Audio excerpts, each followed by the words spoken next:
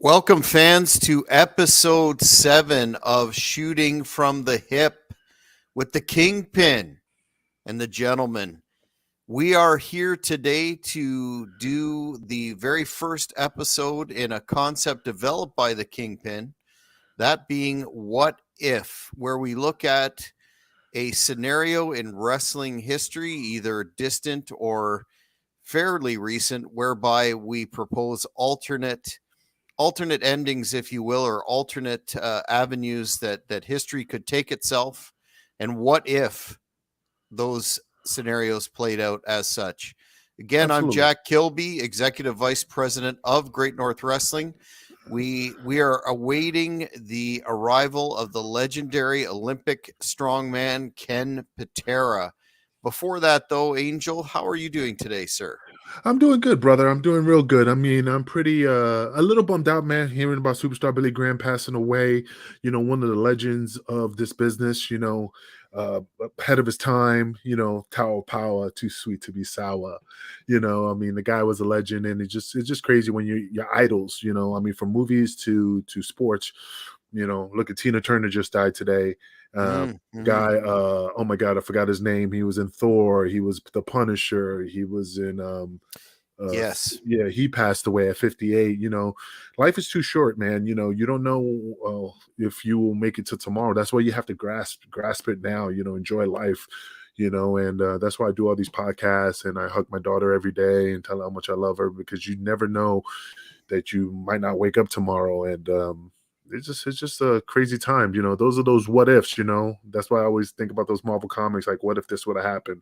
What if this person didn't pass away? What if this guy stayed and doing commentary? Like Jesse the Body, if he didn't have that heat. What if the Macho Man never slept with Stephanie? Would his career would have been different? Dig it? Well, that's allegedly slept Allegedly. with Stephanie. You know why he did that, right? Oh yeah, yeah, he always like smell my fingers, brother. That's awesome. Liquid That's gold. awesome. Apparently, legend has it that the Macho Man confessed that there's a shoot interview with Gorgeous George, his valet and girlfriend for a time in WCW, that's available on the Hannibal TV. Search it up here. That allegedly George indicates that one night on the beach somewhere, I'm not exactly sure the location, may have been Florida, an inebriated Macho Man confessed to actually having carnal knowledge of Stephanie. And I did see that clip. I did see it. I was doing YouTube and stuff, and I did see that. But again, man, like I said, if it's not coming from the horse's mouth, everybody has a story, and that's a situation that, I mean, if it happened, it happened. It's just fun just to joke about it because it's taboo, and but again, that's Randy's business, but it's fun just to chip our teeth about it because it's just unknown, and stuff like that. Well, before I lay out some more of the what if concept, you mentioned the passing of superstar Billy Graham, Wayne Coleman, a man who, truly, I know this phrase gets thrown around quite a bit, but truly a pioneer and a legend in the wrestling industry, with so many greats pointing to superstar as their inspiration, and a very good friend of the Hannibal TV. Fans that are interested can find in the last week or so a lot of superstar related content. Did you have any memories yourself, Angel, growing up of Superstar, and was he an influence on you? Did you meet him?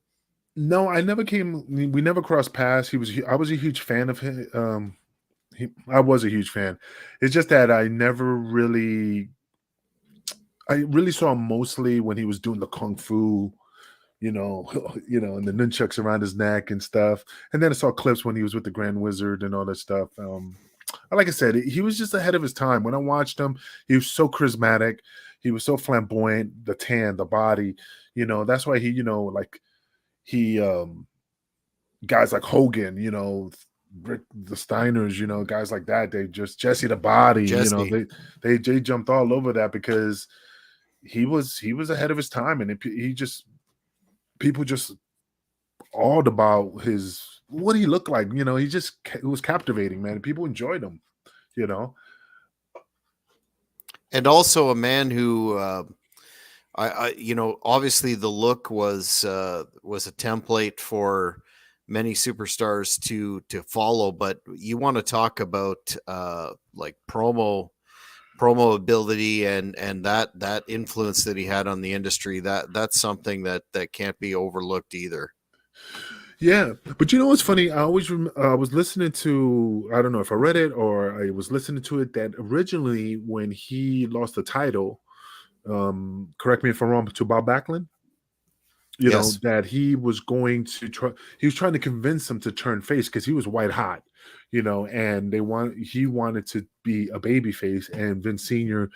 um was not, you know, happy with it. He was like, nah, I don't want to do it. And you know, what if he, like I said, that what if factor, you know, what if Vince Sr. did say, you know what, that's a great idea, you know, turn you babyface. He would have been the Hulk Hogan, you know, before Hulk Hogan made WWE what it was today. He would have been that trailblazer, because I mean, if you just put them both side by side, the comparison, I mean, it was just a flip of the switch that if he would have got the opportunity, you know, Superstar Mania would have ran wild, and Hulkamania would have never happened, and he would have been still in the AWA. And you know what I mean? It's just so many variables, man. Shit, he could have been the fucking Hollywood superstar Billy Graham for all we know.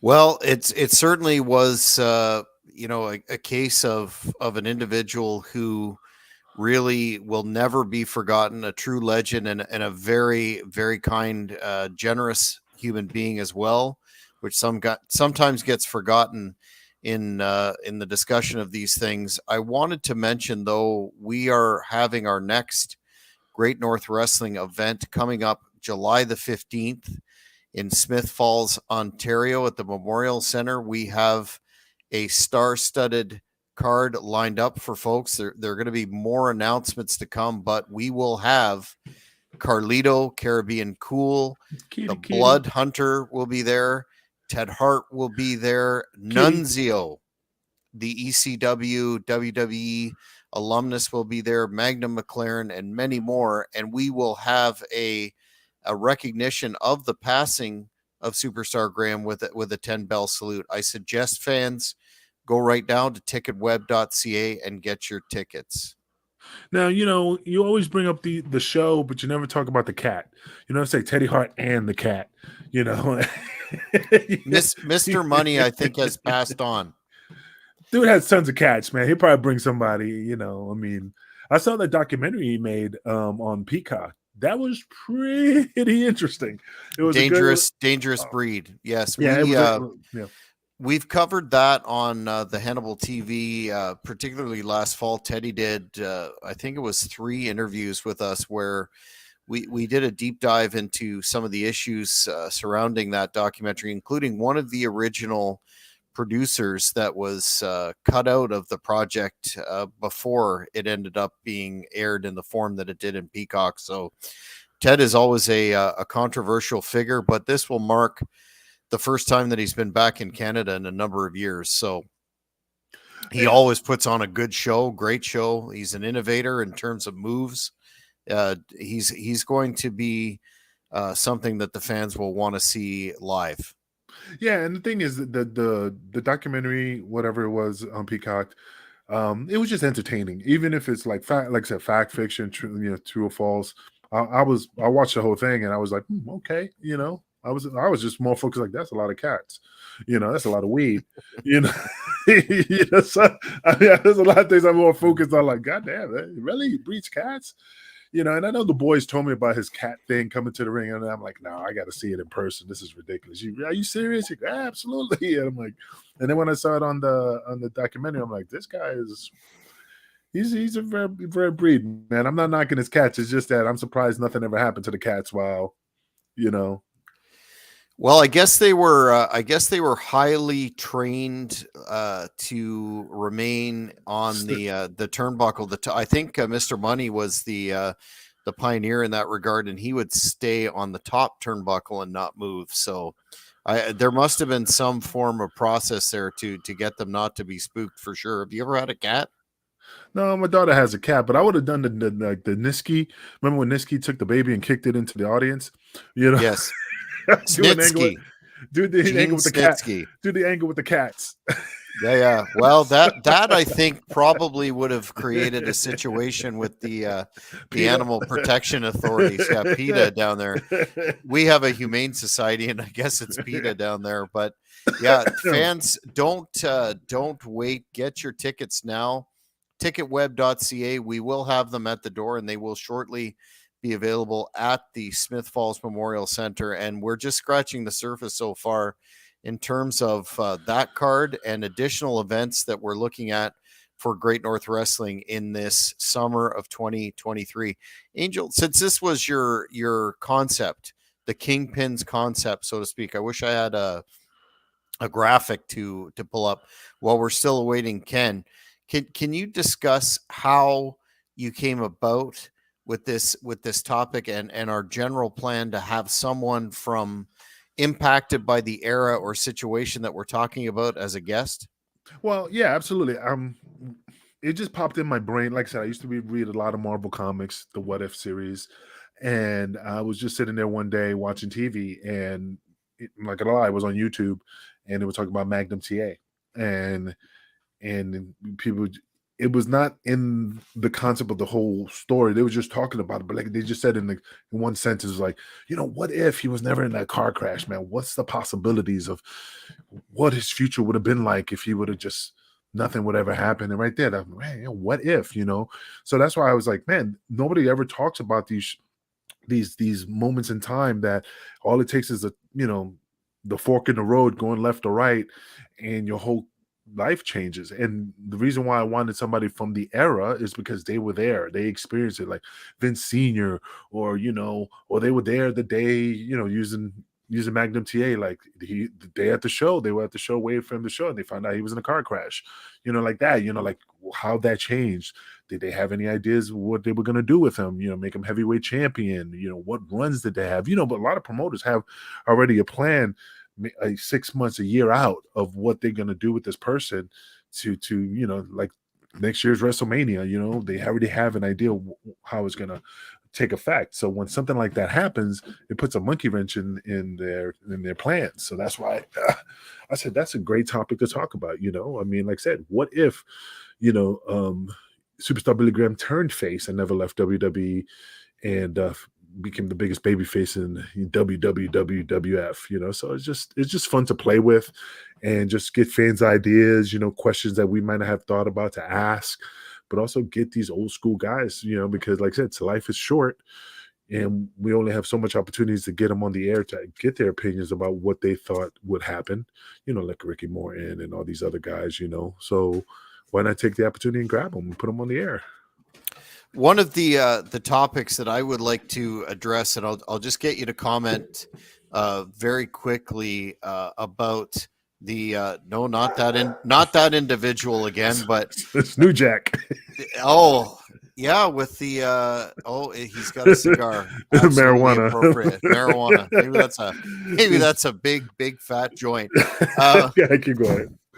One of the topics that I would like to cover in the what if scenario would be, what if ECW got a better deal than they did in terms of TNN and the admitted, well, not admitted, but I guess the accepted sabotage that the network did to ECW in terms of not promoting and waiting for an opportunity to sign the WWF at the time.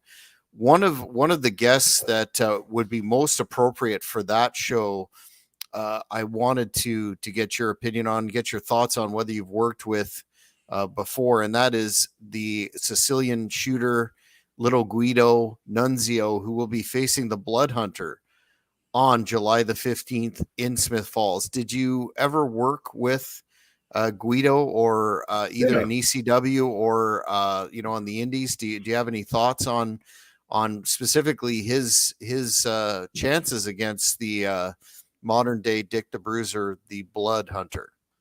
Well, I mean, yeah, I wrestled Nunzio many times, Little Guido.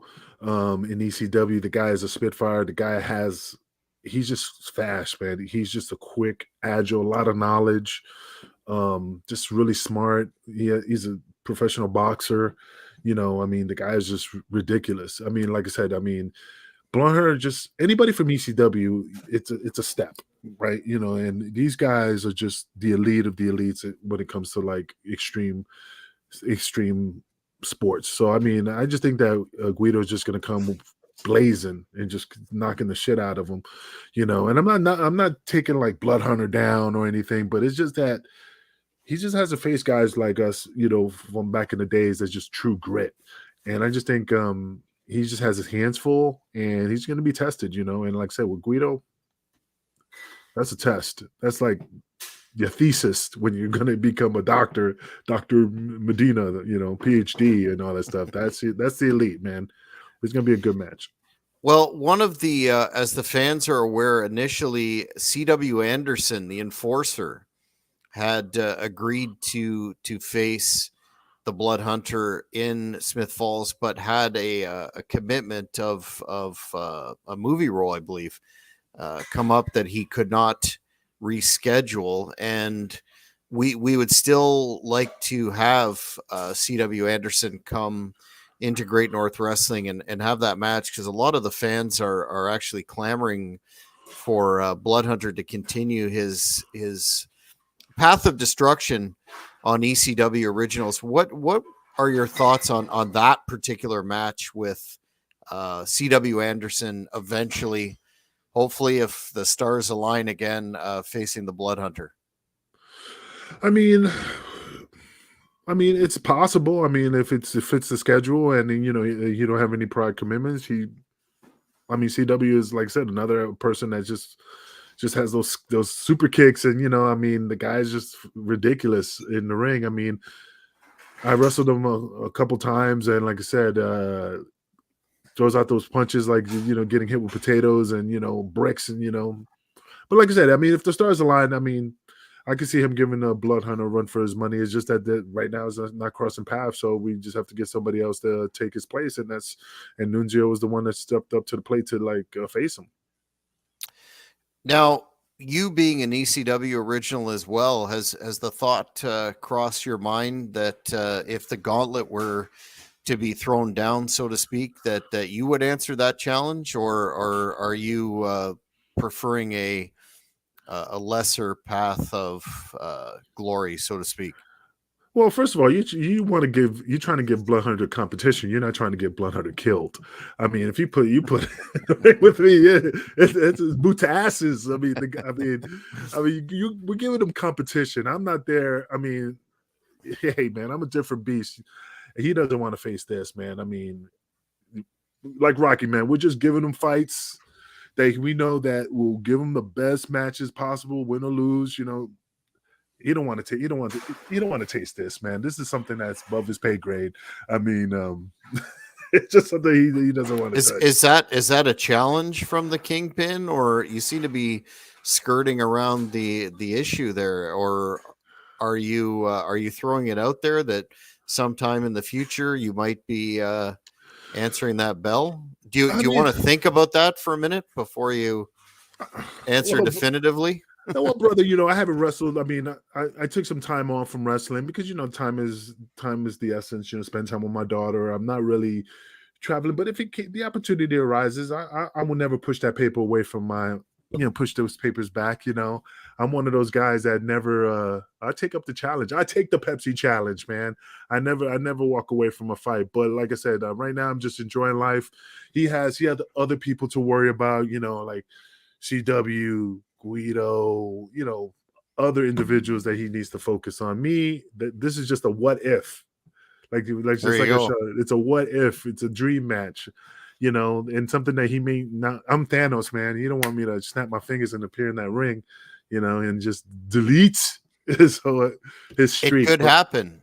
It could happen. It could happen. And Mr. T could grow a full afro. It could happen, but but you never know, man. Like I said, I'm just there enjoying my life. If I come down to the show, see what happens, man. Very good. And Jeff agrees life is short. You're right.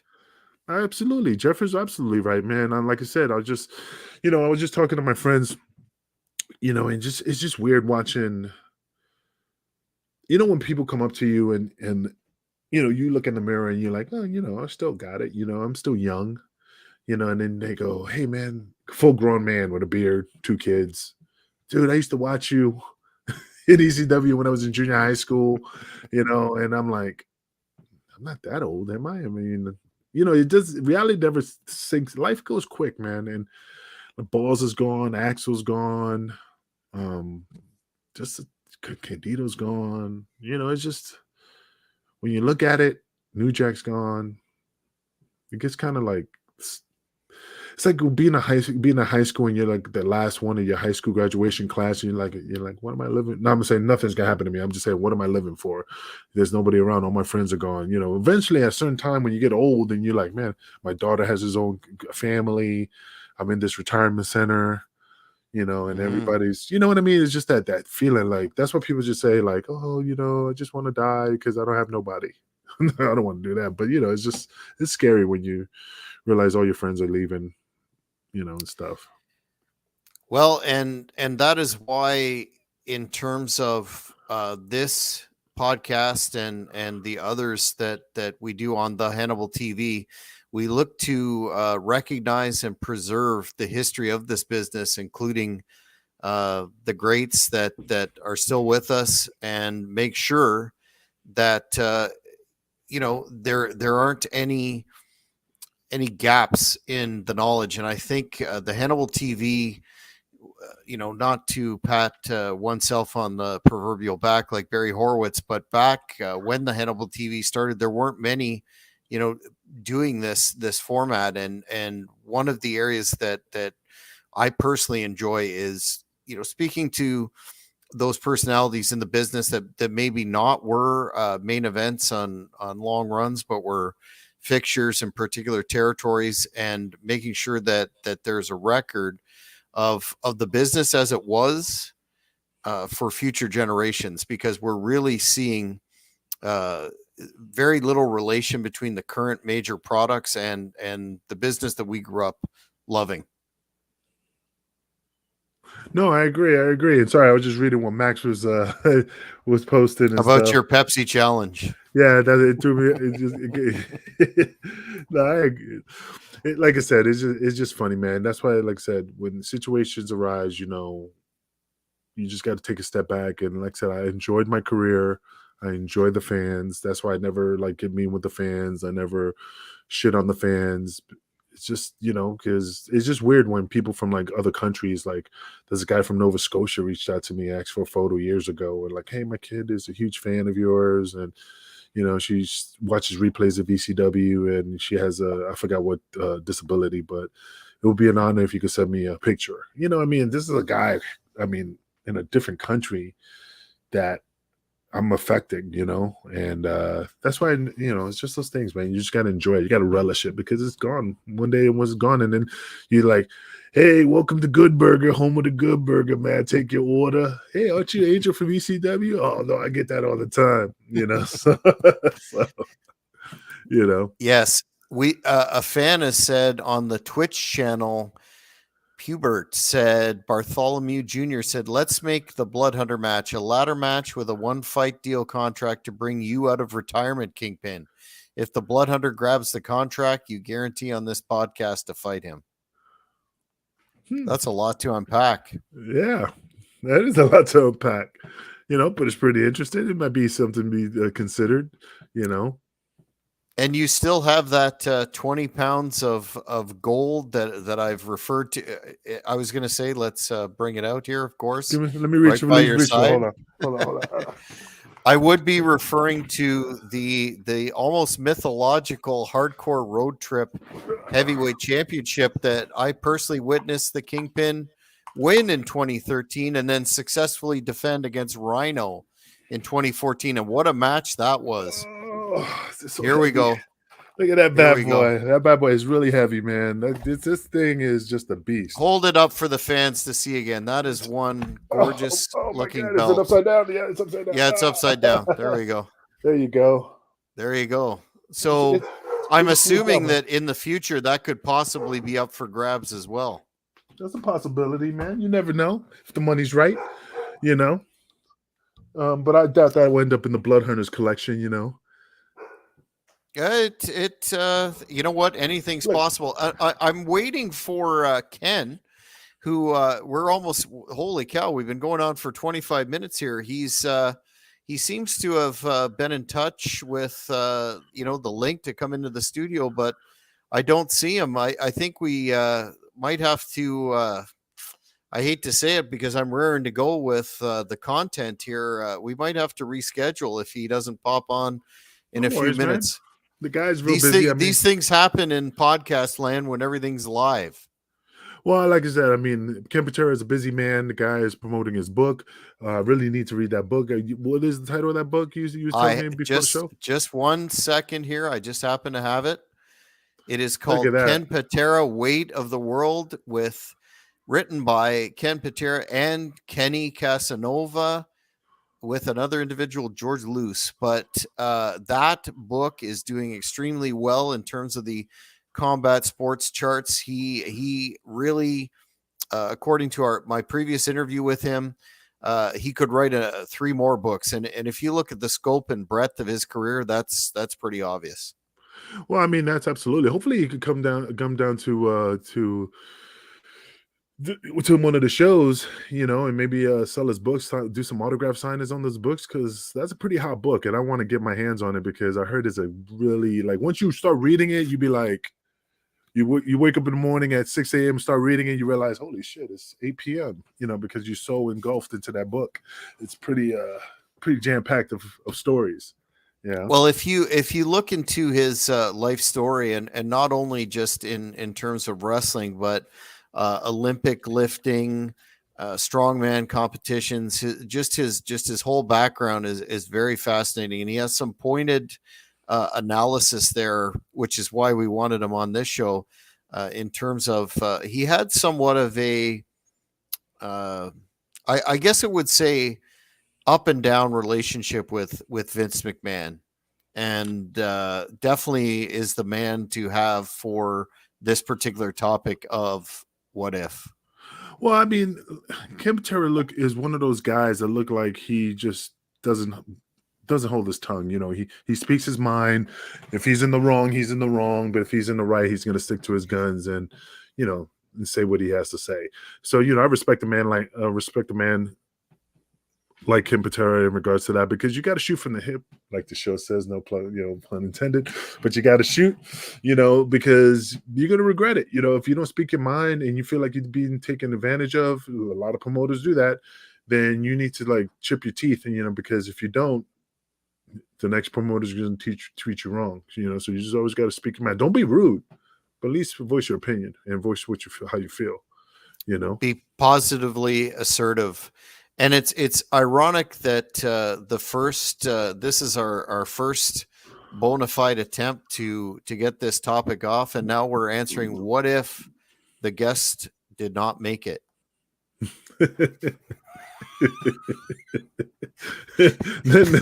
the other alternative is to talk about other stuff, which we're doing pretty well, you know. But just curiosity, you know, talking about superstar Billy Graham, has he, I mean, I know he's traveled around the world, but did he get, I can't really remember too much in regards of him coming to Canada and doing some major angles out there. Has he done that in the past?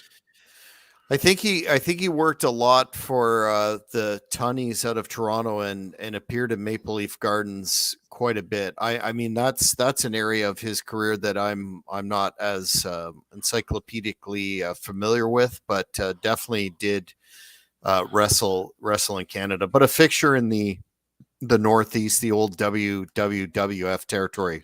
So you never, no, it'd be cool that he would cross paths in Stampede wrestling guys like Bad News Allen at the time, or Bad News, you know, Bret Hart. I mean, there was just a lot of guys that he could have been doing some good angles up there in Canada, you know. Memory serves me correctly. He did have a run in Stampede. I remember seeing an interview with him on the Hannibal TV where he was talking about uh, going from 85, 90 degrees in Florida and then touching down and being minus 40 in Calgary. So he definitely had a run there. I'm just not sure in terms of the exact links. Friend of the show, Rick Brooks, indicates he picked up Patera's book and it's excellent, and he's in the process of reading it right now. Seymour also said got the book a month ago and it's thumbs up. Oh, okay. So there's fans out there that definitely appreciate the good literature of wrestling past. So definitely tell us how it is when you finish it. I mean, I know you said it's a good book, but really want to get your opinion once you flip that final page. And if it's that good now, it's going to be excellent at the end. And that could be a future topic of what if, and that would be what if Mick Foley did not popularize, really, he started the trend of the wrestling autobiographies and books to the mainstream level that they became. What if Mick didn't ever write that book? Could we see this becoming an eventual phenomenon? And shout out to a couple of my favorite books being The Cowboy and the Cross, the Bill Watts story, the Terry Funk book, and many others, just to name a few. But I hope you're making notes, Angel, as we're coming up with these topics in the Kingpin's data bank. Oh no, absolutely. I'm just writing all that information in, and also I'm trying to figure out who was. I don't remember if it was Mick Foley, because I remember the only reason I'm a little bit confused. I know Mick Foley popularized the book, but I remember I was on the ring truck in ECW and I was reading Arn Anderson and Dynamite Kid's book, and I'm like, was that book before Arn Anderson's book was I think it was like 3/4 kayfabe and 1/4 shoot, so it was kind of a hybrid. But that, I believe, did come out, but it was a small Yeah, it was a press running. Pure Dynamite, the Dynamite Kid autobiography, man, if any of the fans know, I believe that came out after Mick Foley's book, but when we do our research for that show, we'll have to get that straight. But that is a good topic that a lot of folks are interested in for sure. Well, I'm looking along with Ken Patera, given the number of fan questions that we have here, and it's honestly, it looks like we're over 30 minutes in. Unfortunately, it looks like we're probably going to have to reschedule this. Maybe Ken's having some technical problems or whatnot, but it happens in the live and wacky world of podcasting. No, absolutely. This shows here. When did Mick Foley's book come out? Because I'm seeing here that Pure Dynamite came out. First edition came out January 1st of 2001. Foley's was before that. Let me just do that right now. Sure. Now you're putting me on the spot. Here we are. Have a nice day.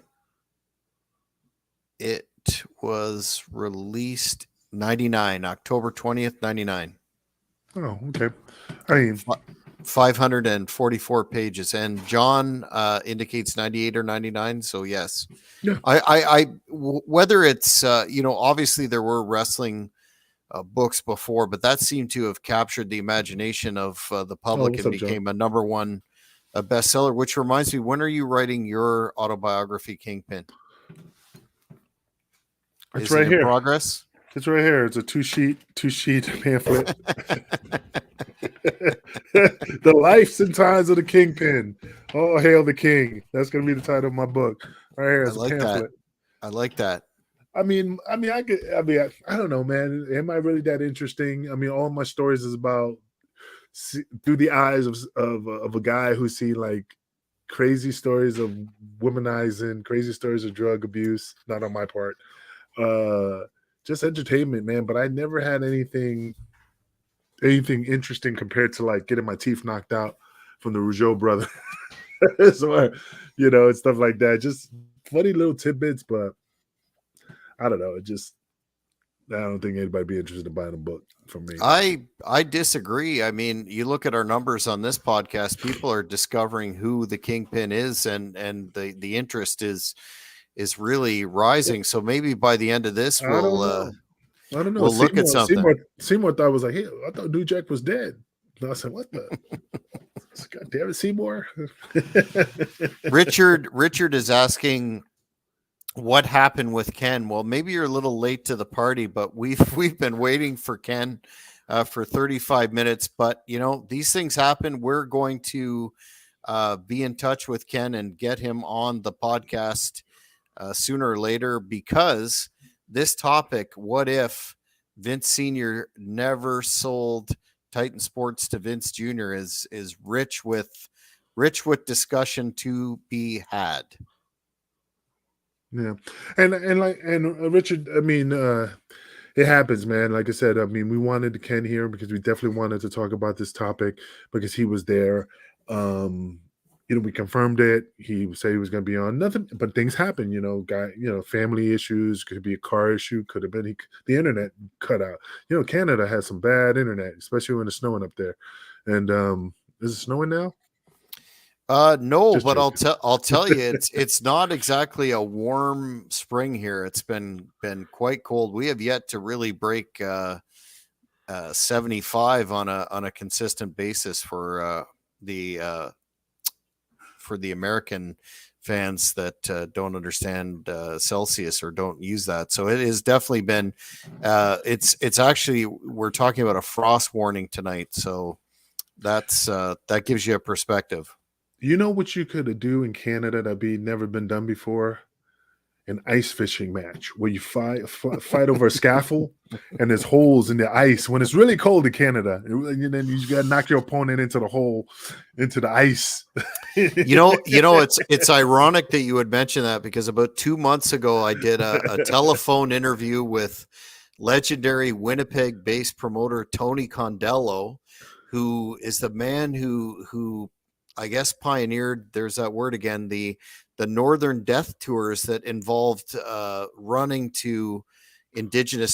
in indigenous communities in the north of this country, and often having to go over ice roads and some of the misadventures that they encountered there. There's a famous story involving Rhino, your opponent that you defeated at HRT for the strap. And Christian, where they were going over an ice road and the van sort of started to fall into a hole in the ice. So that apparently is going to be covered in an upcoming documentary for our national broadcaster, the CBC. So fascinating stuff to check out. And there's a number of documentaries about Tony Condello. I suggest fans search up that interview on the Hannibal TV and check it out. That's got to be freaking crazy, man. Going over a sheet of ice and then your car just, because I seen a movie. I know it's just a movie, but it was with Lawrence Fishburne, Liam Neeson, and Liam Neeson's brother's a little bit slow, and they drive a truck and they're going over ice, and and then one of the scenes, well, Lawrence Fishburne died real quick, but something happened. One of the trucks fell into the water and it was sinking, and I want to say it was in Canada, supposedly the story is, but and the chain wrapped around his leg and it was just pulling him down into the icy cold depths, wrapped around Lawrence Fishburne's leg and then pulled him in. And I'm like, God damn, pictures just. I mean, what will kill you first, the drowning or just your body just shutting down because of the cold? Because if it's that cold, would your body just, you just probably hypothermia? I would say we've got, before we, I think, shut it down and reschedule officially for Ken. We have a question for you, Kingpin, from Pubert again, asking, did you ever consider wrestling for any Japanese companies after ECW went out of business? Yeah, it's just that things didn't pan out. I was supposed to go to Japan. Victor Quinones, I was working for him in IWA in Puerto Rico. I sat down to him to negotiate a deal to go to Japan, and September 11th happened. So we were really, really putting pen to paper like the following week to try to get me to go to Japan and work with one of the companies that he had a deal with, but it just didn't happen because of the towers. Well, again, what if that would have happened? You could have had another long and glorious chapter in your career, but Oh, I would have loved to that's go. Yeah, I mean, that's it would. something that you don't forget. You could have gone to Ribera and got the jacket and the steak and everything. Yeah, I would have went to Ribera. I would have went to got the. I would have enjoyed life, man. I mean, Japan is a good place to not restart your career, but sometimes like so many, guys go out there and become like major stars, like superstars. And they're like, why do I want to come back to the US? And then you come back to the US and they don't treat you right, and then you go back to Japan. Look at Stan Hansen, made tons of money. And Bruce Brody Brody and uh Funks. the Funks, oh my god, the Harry Smith. Hmm. So many guys go out there just make their careers just wrestling in Japan. You know, Hmm. they have their own WrestleMania and all that stuff down there. The compensation is very good. And before we go, John says that Ken went to McDonald's. Well, let's hope not. It does. Well, let's give Ken Patera John's address. So if he wants to stop by and deliver some of those goodies from McDonald's, Those 14 cheeseburgers attached to that a were boulder, piled up there, yeah, it'll attached to a be boulder. through his window. Yeah, that's an interesting story. We'll definitely get into with Ken again. But He must be Kingpin, tired. He must be tired of talking about that. he kind of is, but he's got a different take on it that I think most folks would be interested in hearing. It's It's up to a him. story that's kind of evolved over the years. I find it fascinating to this day. But yeah, what one example of many fascinating tales that Ken Patera has. So I will redouble my efforts to get a hold of Ken, and we will reschedule his appearance here on Shooting from the Hip with the Kingpin. Any final thoughts before we let the oh, there you go. I thought that was Terry Funk for a minute. It's Buddy Christ, buddy. Yeah. Perfect. Nah, but Thumbs like, up. but put it this way, we're gonna reach out to Ken. And like I said, things happen. I apologize to all the fans. It wasn't a swerve. We did have him committed to do the show, but again, life happens. You get the opportunity to sit down with the Kingpin and the Gentleman to talk shit. Mr. Was it Pubert or Pubes? Hubert. Pubert, yeah, Pubert. Pleasure.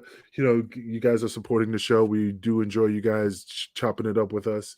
What do you told you? Go 7 fuck your. p.m. Eastern will work, fans. So this was a shoot. We had it sewn up, but again, we'll make sure that we get in touch with Ken again and reschedule. But you know what? This has been fun, buddy. I like shooting the breeze with you on this program. Yeah, absolutely. I like how you just blindside me about, oh, yeah, if you wrestled the, the Blood Hunter, and what if this happened, and bullshit, and you just want to put them in traction, I don't know, man. But anyway, that's another topic for another show. We do appreciate you. Thanks for the support. We love you, and you can close it out whenever you want. We fans will see you next time. We'll be having a few more episodes now that some scheduling conflicts have changed. We're gonna be looking to become a very interactive show. We appreciate all the contributions tonight, despite the no show. And before I go, one last time. July 15th, a Saturday, 7 p.m., Smith Falls Memorial Center, Great North Wrestling Live at the Smith Falls Showdown. Get your tickets at ticketweb.ca and stay tuned for more announcements because we have more talent to come. And Kingpin, a promoter's got to promote, so I'll end it on that. Any last words for the fans? Nah, I'll catch you on the next time, man. Appreciate you. Peace out. Later. Thanks, fans. See you again.